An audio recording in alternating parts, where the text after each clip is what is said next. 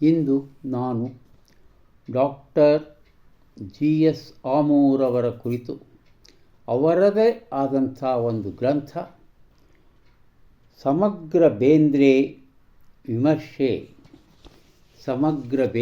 ವಿಮರ್ಶೆ ಇದರ ಒಂದು ಪರಿಚಯವನ್ನು ಪ್ರಾರಂಭಿಸ್ತಾ ಇದ್ದೇನೆ. ಸಮಗ್ರ ಬೇಂದ್ರೆ ವಿಮರ್ಶೆ. ಅವರು ತಮ್ಮ 90ನೇ ವಯಸ್ಸಿನಲ್ಲಿ ಇದನ್ನು ಬರೆಯಲಿಕ್ಕೆ ಪ್ರಾರಂಭ ಮಾಡಿದರು. ಕೆಲವು ಚಾಪ್ಟರ್ಸ್ ಅಷ್ಟೇ. ಆಮೇಲೆ ತಾವು ಬರೆದಂಥ ಕೆಲವು ಹಳೆ ಪುಸ್ತಕ ಇದು.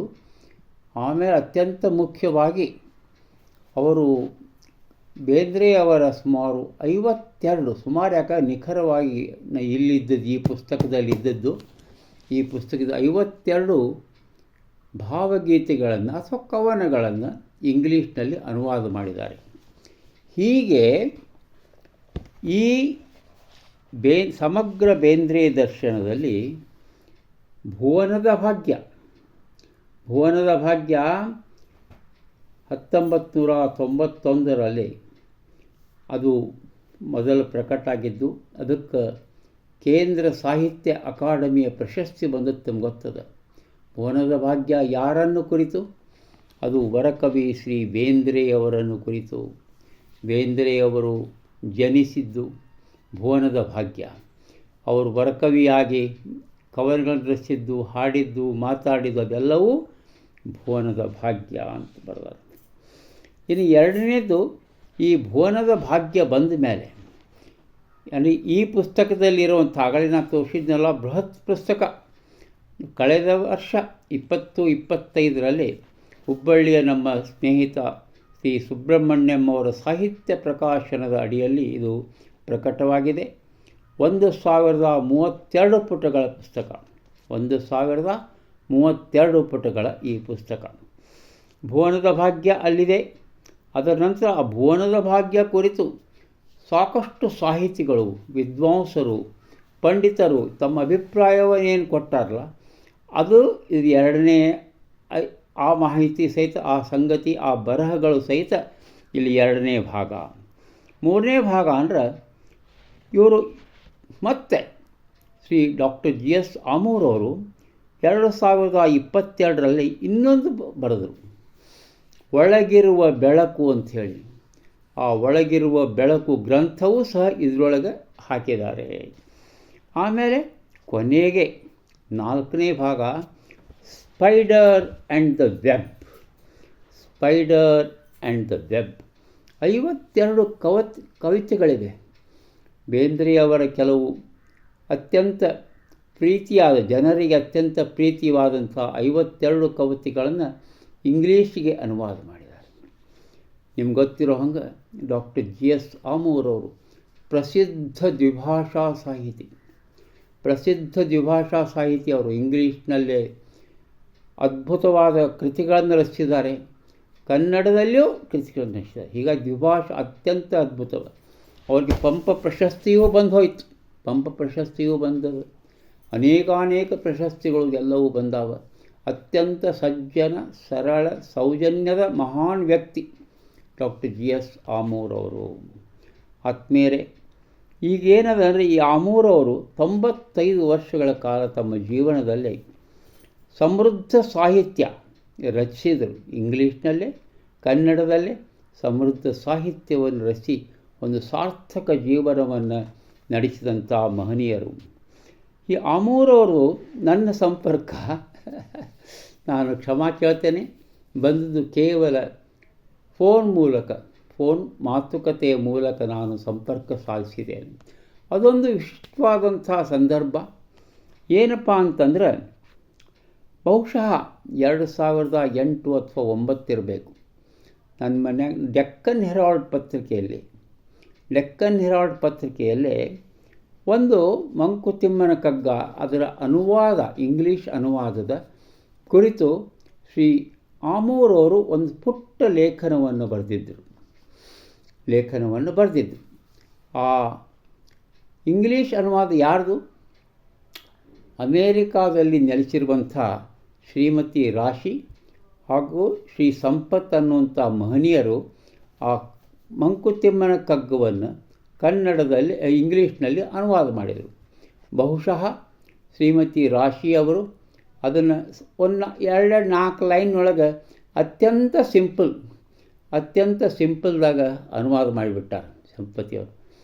ಆದರೆ ಸಂಪತ್ತವರು ಅದರ ಗದ್ಯಾನುವಾದ ಸ್ವಲ್ಪ ವಿಸ್ತರಿಸಿ ಬಹಳ ಅದ್ಭುತವಾಗಿ ಬರೆದಾರೆ. ಅದರ ಹೆಸರು ಡಿಮ್ ಟಿಮ್ ಮ್ಯೂಸಿಸ್.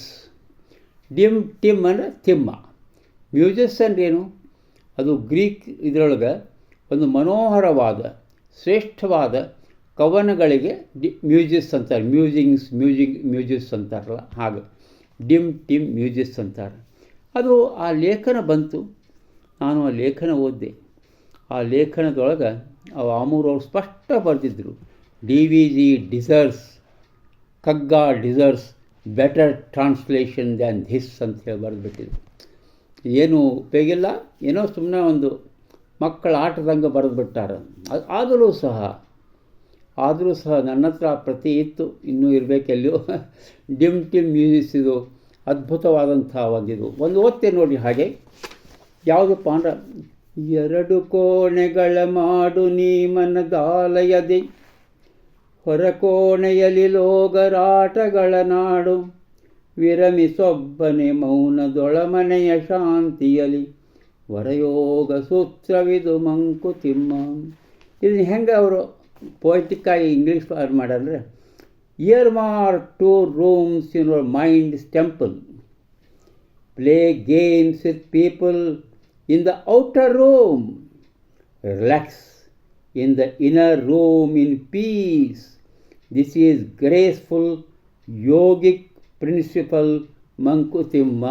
ಅಗದಿ ಸಿಂಪಲ್ ಲೈನ್ಸ್ನಾಗ ಮಾಡಿಟ್ರ ಆಯ್ಕೆಯವರು ಮೋಸ್ಟ್ಲಿ ರಾಶಿ ತಾಯಿ. ಆ ತಾಯಿ ಹೀಗೆಲ್ಲ 945 ಮಾಡ್ಯಾರ. ಆ ಸಂದರ್ಭದೊಳಗೆ ಏನಾಗಿಬಿಡ್ತು ಅಂದರೆ, ಆಗಲೇ ನಮ್ಮ ಕಾಸರಗೋಡಿನ ಅವರು ದ್ವಿಭಾಷಾ ಸಾಹಿತಿ ಶ್ರೀ ನರಸಿಂಹ ಭಟ್ಟರ ದಸ್ ಸ್ಯಾಂಗ್ ಮಂಕುತಿಮ್ಮ ಕೆಲವು 10 ಪ್ರತಿಗಳನ್ನು ತರಿಸಿಬಿಟ್ಟಿದ್ದ. ನಾನೇನು ಮಾಡಿದೆ, ಇದಕ್ಕಾದರೂ ಶ್ರೀ ಆಮೂರವರು ಯಾವ ಅಭಿಪ್ರಾಯವನ್ನು ಕೊಡ್ತಾರಂತೇಳಿದು ನಾನು ಒಂದು ಪ್ರತಿಯನ್ನು ನೇರವಾಗಿ ಪೋಸ್ಟ್ ಮಾಡಿಬಿಟ್ಟೆ. ಪೋಸ್ಟ್ ಮಾಡಿ ಅವ್ರಿಗೆ ವಿನಂತಿಸಿಕೊಂಡೆ, ಸರ್ ದಯವಿಟ್ಟು ನೋಡಿ, ಇದೊಂದು ಅನುವಾದ ಇದೆ, ಇಂಗ್ಲೀಷ್ ಅನುವಾದ. ದಸ್ ಸ್ಯಾಂಗ್ ಮಂಕುತಿಮ್ಮ ಅವರ ಹೋತು. ಆ ಪುಸ್ತಕ ಹೋದ 1 ವಾರದಲ್ಲೇ ನನ್ನ ವಿಳಾಸಕ್ಕೆ ಅವ್ರದ್ದು ಪತ್ರ ಬಂತು. ಇದು ಬಹಳ ಉತ್ತಮವಾದ ಅನುವಾದ ಅಂತ ಹೇಳಿಬಿಟ್ರು. ಬಹಳ ಉತ್ತಮವಾದ ಅನುವಾದ, ನನ್ನ ತರಫಿಯಿಂದ ನೀವು ನರಸಿಂಹ ಭಟ್ಟರಿಗೆ ಒಂದು ಅಭಿನಂದನೆಗಳನ್ನು ಸಲ್ಲಿಸ್ರಿ ಅಂತ ಹೇಳಿದರು. ನನಗೆ ಭಾಳ ಸಂತೋಷ ಆಯಿತು. ನಾನು ನರಸಿಂಹ ಭಟ್ಟರಿಗೆ ಒಂದು ಝೆರಾಕ್ಸ್ ತೆಗೆದು ಆ ಪುಸ್ತಕದ ಪ್ರತಿಯನ್ನು ಅವ್ರಿಗೆ ಕೊಟ್ಟು ಕಳಿಸ್ಬಿಟ್ಟಿದ್ದೆ. ಆಮೇಲೆ ಇಷ್ಟೆಲ್ಲ ಆಯ್ತಲ್ಲ, ನನಗಿಷ್ಟು ಸಂತೋಷ ಆಯಿತು. ಆವಾಗ ಆಮೂರವರು ನನ್ನ ಬಗ್ಗೆ ಕೇಳಲಿಕ್ಕತ್ತರು, ನೀವು ಯಾರು, ಏನು? ನಾನು ಹೇಳಿದೆ, ವರಕವಿ ಶ್ರೀ ಬೇಂದ್ರೆಯವರ ಶಿಷ್ಯ ಪ್ರಹ್ಲಾದ ಅಲ್ಹಾದ ಶ್ರೀ ನರೇಗಲ್ ಪ್ರಹ್ಲಾದರು ನನ್ನ ಗುರುಗಳು, ನಾನು ಅವರ ಶಿಷ್ಯ ಅಂತ ಹೇಳಿದೆ. ಸಂತೋಷಪಟ್ಟು ಗೊತ್ತಾಯ್ತು ಬಿಡ್ರಿ ನನ್ನ ಬಿಟ್ಟರು ಅವರು. ನಿಮ್ಮಲ್ಲಿ ಯಾವ ಒಂದು ಸಂಸ್ಕೃತಿ, ಯಾವ ಒಂದು ಬೀಜ ಬಿತ್ಯಾರ ಅವರು ಅಂಬೋದು ನನಗೆ ಗೊತ್ತಾಯ್ತು. ನನಗೆ ಭಾಳ ಸಂತೋಷ ಆಗ್ಯದ. ನೀವು ದಯವಿಟ್ಟು ಬರ್ರಿ, ಭೇಟಿ ಆಗೋಣ ಅಂದರು. ಆದರೆ ನನಗೆ ಹೋಗ್ಲಿಕ್ಕಾಗಲಿಲ್ಲ. ಯಾಕಂದ್ರೆ ನಾನು ಕೆಲವೊಂದು ಕೆಲಸ ಕಾರ್ಯಗಳ ಮೂಲಕ ಇನ್ನೊಂದು ನಾನು ಕನ್ನಡದ ಒಂದು ಪರಿಚಯಾತ್ಮಕ ಕನ್ನಡ ಸಾಹಿತಿ. ನನ್ನಲ್ಲಿ ಅಷ್ಟೊಂದು ವ್ಯಾಕರಣ ಶುದ್ಧತೆಯೂ ಇರಲಿಕ್ಕಿಲ್ಲ, ನನ್ನಲ್ಲಿ ಅಷ್ಟು ಪಾಂಡಿತ್ಯನೂ ಇಲ್ಲ, ನನ್ನಲ್ಲಿ ಅಷ್ಟೊಂದು ಅಂಥ ದೊಡ್ಡ ಮಹನೀಯರ ಜೋಡೆ ಕೂತು ಮಾತುಕತೆ ಆಡುವಂಥ ಸಾಮರ್ಥ್ಯ ಇಲ್ಲ ಅಂತ ತಿಳ್ಕೊಂಡು ಅದು ಒಂದು ಕಾರಣ. ಇನ್ನೂ ಹಲವಾರು ಕಾರಣಗಳಿಂದಾಗಿ ನಾನು ಶ್ರೀ ಆಮೂರವ್ರನ್ನ ಧಾರವಾಡಕ್ಕೆ ಅವ್ರ ಮನೆಗೆ ಹೋಗಿ ಭೇಟಿ ಆಗಲಿಕ್ಕಾಗಲಿಲ್ಲ. ಅದೊಂದು ದೊಡ್ಡ ನನಗೆ ನುಕ್ಸಾನ, ಇದಾಯ್ತು. ಅದರಿಂದ ನಾನು ನಮಸ್ಕಾರ ಮಾಡ್ತೇನೆ. ಅದರಿಂದ ನನಗೆ ಭಾಳ ಒಂದವನೇ ಇವತ್ತಿಗೂ ನನಗೆ ಅದೊಂದು ಎಷ್ಟೊಂದು ದೌರ್ಭಾಗ್ಯಪ್ಪ ಅವ್ರಿಗೆ ಕರೆದ್ರು ಅವರು ಕರೆದಾಗ ನಾನು ಹೋಗಲಿಲ್ಲ ಅಂಥೇಳಿ ಮತ್ತೆ ನಾಳೆ ಮುಂದುವರಿತದೆ.